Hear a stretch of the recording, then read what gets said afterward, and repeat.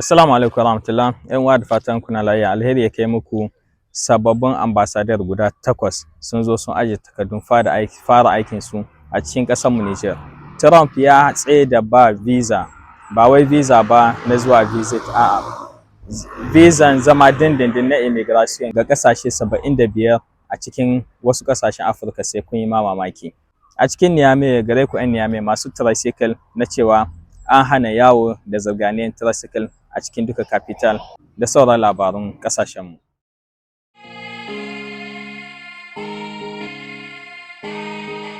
Farko dai wani abu ya faru jiya lokacin muna wani live mai matuƙar muhimmanci, muna tantamna loi de finance, dokar import kenan da aka dora a cikin Niger tare da babban masani Mr. Yusuf Kado.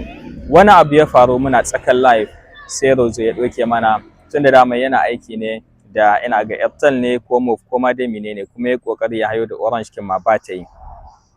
Babu a cikin duka rezo sosiyo inda mutane suke samun tangarda na yin internet kamar Niger. Muke kiran hukuma, muke kiran minister na communication, muke kiran duka wani responsible wanda yana iya samun solution ga matsalan internet a Niger. Data king da wifi king a samu a yi rezo da wani abu. Har masu wifi Starlink ba solution bane wanda zai zamana dindindin. Starlink business ne, company ne privé wanda ba mu ma san tabbacin gaskiyan za su kare mana donekin mu privé ko kuma za su rika satan mana wasu bayanai suna ba makiyan mu. Muke kiran minister na communication, muke kiran RCEP, muke kiran ANSI, muke kiran duka wanda suka shayi harakan telecommunication, sai tire urgent da ku sama ma Niger internet fiable mai kyau mai karhi ta wifi king ko kuma ta data king, tunda abin da yake faruwa gaskiya yana sawa muna rayuwa a Niger kamar muna rayuwa ne a wasu shekara 500 baya, amma kuma duniya ta ci gaba, ana komi bisa internet, mu kuma har yanzu cikin duhu muke. Idan mun komo cikin labarun kasashenmu, kafin ambassadorori mun gani Baba Chani da ya karbi tawagan sabon ofishi na sarakan ƙasa wanda ake kiranta ACTN, Association des Chefs Traditionnels du Niger, wanda sarakai ne suka yi kungiya kuma sun zaɓi shugabansu kamar yadda muka sani, sarkin Agadez. Tawaga ta sarakai sun zo ne don su kawo ma ziyara ta farko da sunan Association King ga General Baba Chani, kuma da cewa cikin tafiya ne yanzu na Niger da a ba sarakan ƙasa ƙarfin su don su ma a dama da su, don su ma su ɗauki role kin su na wannan refondation King, da fatan da cewa da ƙarhi da kuma kula da su sarakan nan ya dawo za su kama sosai, musamman ma wurin haɗin kan 'yan ƙasa, wurin janyo hankalin 'yan ƙasa daga duka gefensu daban-daban da suke, da a yi zaman lafiya, da a kama abun ƙasa ƙasa tare, tunda a ko'ina sarakai suna da babban dauri, wannan cikin al'adunmu ne na Niger. Baba Chani ya karɓi takardun fara aiki na ambassador guda 8 daga ƙasashe daban-daban. Ambassador wanda suke za su yi aikinsu kuma za su yi zamansu a cikin Niamey, musamman ma ambassador kin ƙasar Rasha. Karo na farko a duka tarihin mu'amalarmu da Niger da Rusi shine karon farko wanda Rasha ta aiko ambassador wanda yake zama a cikin Niamey, ofisin shi a Niamey, zai aikin shi a Niamey. Sannan kuma daga ƙasar Germany, Alman, ƙasar Mauritania, duka wayannan ambassador zai zamanto a Niger ne suke zaman su, wanda kuma zai su zamanto suna aikin su Abuja, amma suna representan ƙasar su da zaman su Abuja, kuma a Niger suna representan ƙasar su sune ƙasashen Indonesia da Portugal da Thailand. A karon farko ita ma Thailand ta aiko jakada wanda zai rika aiki a Niger da sunan masarautar Thailand. Sannan kuma ambassador kin Somali yana zamne a Juba, South Sudan. Ambassadori wannan kenan wanda suka je suka aje takardun aikin su. Bayan wayannan ambassadorin sun kai sun aje takardun su na aiki, Baba Chani da kanshi ya zamna da su duka a lokaci daya tare da halartar ministan harkokin waje namu, tare da halartar chef de cabinet na shugaban ƙasa, dan ya bayyana musu tafiyar Niger na diplomasiya. A cikin duka wannan ziyarce-ziyarce da ake kawo ma, Baba Chani ya karbi ziyaran ambassador kin ƙasar Shin, wanda daga bakin shi da kanshi ambassador kin ƙasar Shin ya ce ya zo ne dan ya kawo gaisuwa na sabuwar shekara daga shugaban ƙasar China zuwa shugaban ƙasar mu na Niger, kuma ya ce shi ambassador kin sun zo ne su ƙara tantamnawa da General Chani dan a ƙara ƙarfafa alaƙan kasuwanci da tsaro, ko alaƙa direct na ƙasashe tsakanin Niger da China, ko kuma alaƙa au niveau international kenan a sauran bisa wasu hulɗoɗi wanda ya kamata a ƙarfafa tsakanin Niger da China. Da gefenta ambassador kin ƙasar Amurka ta kai ma Baba Chani ita ma ziyara ce na ƙarshen aiki na cewa aikinta ya zo ƙarshe. Jakadar ƙasar Amurka ta kai ma Baba Chani ziyara sun yi bankwana. Niger kullum in wani ambassador ya ƙare aiki zai tahiyan shi sai a zo a girmama shi ko minister na Afirka Étrangère wasunsu har ma su je su yi bankwana da shugaban ƙasa. Mu ambassadororinmu da suke aiki a wa'innan ƙasashen da muke girmamawa ba su girmama ambassadororinmu. Yana da kyau mu ma mu dan daga kan mutum da mutum shine yake yi ma kanshi girma, kenan mu ma mu daga kanmu. Wai ganin shugaban ƙasa ba abu bane kawai wanda fasileman kowa ma ya tashi yana zuwa yi ko ambassador kin ko wani minister ya zo. A cikin ƙasa kowane ma'aikaci yana da muƙamin shi, yana da mai kula da shi. Kenan ambassadorai suna iya zuwa ministan na harkokin waje ya girmama shi in dole ne sai an yi, duk da cewa ba dole bane tunda ambassadororinmu in sun ƙare aiki a ƙasashen wajen ba a yi musu wannan girmamawan. Yana daga mu kuma wai mu kai su har su kai suna ganin shugaban ƙasa. Yana da kyau mu koyi mu ma cewa cin mutuncin nan cikin diplomasiya ne muna iya yin shi, mu rika kare reputation kin shugabanninmu. Ba dole bane mu rika bari fasileman ana zuwa ana ganin su ko ma wane ne ya zo ko ma daga wata ƙasa ce ya zo. Ambassador kin ƙasar Amurka da ta ƙare aikin ta yi bankwana da shugaban ƙasa. Zan mu gani yaushe ne Amurka za su aiko sabon ambassador.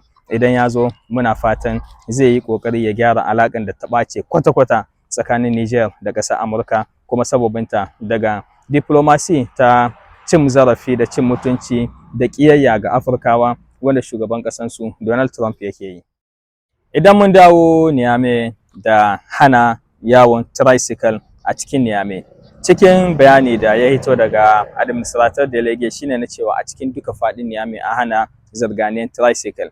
Aka ce bayan dokar nan ta fara aiki, duk wanda aka kama suna zirganiya da tricycle bayan dokar nan ta fara aiki ana iya cin taron su daga jika 50 har zuwa jika 100. Tara ne za a yi, amma akwai lokacin da in ya kai za a rike tricycle kenan kuma ba za a maida ma mutum ba.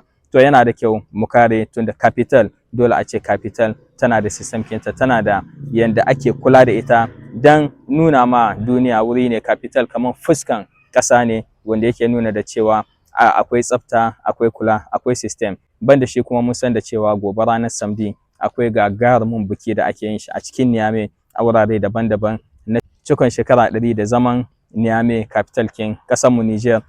Allah sa yi bikin nan gobe lafiya insha Allah, kuma mu gani shekaru masu zuwa Niamey ta zama capital ce ta gaske, ba capital ta siyasa ba wanda komai a Niamey ne yake. Niamey ta zama wuri ne wanda daga nan za a yi decentralization hukumci a Niger, decentralization aiki musamman ma yin wasu takardu wanda dole komai sai an zo Niamey ne. Da fatan zan mu ga canji, da fatan kuma shugabanninmu da suke zamna a Niamey za su ƙara kula da sauran garuruwan don su ma abun gasa su daban insha Allah. Niger kuma har yanzu cikin diplomasiya mun gani ambassador kin Niger a Libya ya isa Libya. Anan shine muke fatan mushi alheri, ya zamanto cewa kuma alheri ne ga 'yan Niger kinmu da suke Libya, sannan kuma alheri ne ga alaƙan Niger da Libya. Niger mazamnan Libya ni risala na gare ku shine na cewa ku haɗa kanku ku rika yin aiki cikin tsari, ku san hanyoyin da za ku bi idan ku sa shi ambassador kina ya rika sauraron ku ta hanya ta ilimi, ta hanyar nutsuwa tsakani. Muke kiran kuma duka ma'aikatan ambassad ko kuma mutane wanda suke wata kula wanda tuhuma da yawa tana hitawa da koke-koke daga 'yan Libya na cewa yanzu lokaci ne na kamata mu gyara kanmu gaba ɗayan mu don mu kama Commissaire Abdulaziz Monsieur Mukhtar Chargé des Affaires da shi ambassador kin. Muke muku fatan alheri, muke kira insha Allah dan Allah ku yi adalci tsakanin 'yan Niger da suke Libya, ku kula da su dan abin da za ku yi yau cikin kirki shine insha Allah gobe zai zama muku resulta na rayuwanku a nan duniya da kuma sakamakon ku a lahira insha Allah. A ƙarshe shugaban ƙasar Amurka da ya rantse sai ya hana mutane shiga Amurka. To yanzu wanda suke cikin Amurka ma bai bar su ba. Trump ya dakatar da ba visa na immigration wanda suna da haƙƙin su zamna dandandan a cikin America na ƙasashe 75. Abin mu da ya shahe mu musamman ma abin da ya yi muhimmanci ƙasashen Afirka. A ƙasashen Afirka, ƙasashen da Trump yanzu ya hana musu visa na immigration kenan za a dakatar da yi musu visa na immigration shine akwai Algeria, Cameroon, Cote d'Ivoire, Ghana, Ethiopia, Egypt, Nigeria, Morocco, Rwanda, Senegal, Togo, Tunisia, Uganda, Tanzania da ma sauran ƙasashe. anan sai mu lura da cewa Egypt ƙasar wanda a cikin duka Afirka ita ta yi ƙarhin alaƙa tsakaninta da ƙasar Amurka ya dakatar da ita. Kenya wanda tana nan tana ma Amurka duk abin da suka ga dama ya dakatar da su. Nigeria da suke ganin za su yi mu'amalan kirki da Amurka, Trump ya dakatar da su. Rwanda, Morocco, Cote d'Ivoire wanda suna da hilayen jirgi na yakin Amurka a cikin Cote d'Ivoire da Ghana ya hana Cote d'Ivoire da Ghana wai ba bizan zuwa ziyara ba ake magana ƴan uwa. Amurka idan ka samu ko ƴan uwanka suna can uwanka ko matanka ko kuma akwai wani system da suke kiran shi DV lottery, akwai hanyoyi wanda kana iya zuwa sai a baka takardar zama dindindin shine dan tafiyan hijira kenan wanda haƙƙinka ne ka zamna bayan wasu 'yan shekaru ka samu ka zama ɗan Amurka. To yanzu ya dakata da wannan abun. Ku diba mutum wanda ya zo yana nuna mana cewa shi ba son mu yake ba. Kira ne muna 'yan Afirka muke kira dan Allah shugabanninmu mu yi ma kanmu mutunci, mu gyara ƙasashenmu, mu gyara ƙasashenmu, mu gyara ƙasashenmu sai mu zamna a cikin ƙasarmu. Ba dole sai mun je muna neman mu hita waje ba, ba dole sai mun je muna wasu koke-koke ba ko kuma ana gaya mana baƙaƙen magana a ƙasashen waje. A cikin ƙasashe 75 kinnan akwai abin da ya kamata mu lura da shi. Babu ko ƙasashen IS guda, babu Niger, babu Burkina, babu Mali. Ta yiwu dan Trump ya gani na cewa ƙasashen IS idan ya nemi ya musu wani abu su ma suna tsone mishi ido, suka ji tsoron su sa musu wannan matakin. Kuma menene Allah da ya sani, mu dai fatan mu gyara ƙasashenmu. Ƙarshen labaranmu na yau kenan insha Allah, sai mu haɗu da ku da sauran labarai. Allah ya kama mana, Allah ya samu dace.